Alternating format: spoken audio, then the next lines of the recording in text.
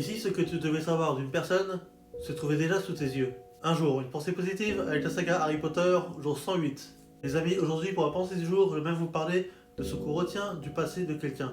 Pourquoi est-ce qu'on a tendance à résumer une personne à une seule partie de son histoire? Dans la saga Harry Potter, on le voit très bien avec Albus Dumbledore. Pendant longtemps, Dumbledore est vu comme un mentor, un guide, une figure presque irréprochable. Presque.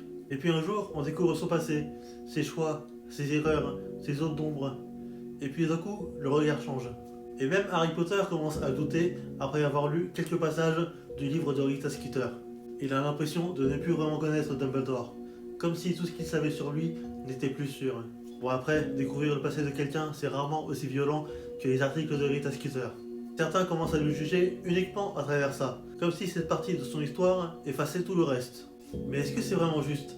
Parce qu'au final, une personne, ce n'est pas seulement son passé, ce sont aussi ses choix, ce qu'elle a appris, ce qu'elle est devenue.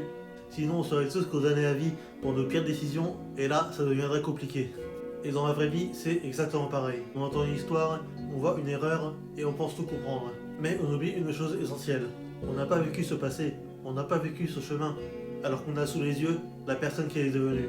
Et ça en dit beaucoup plus.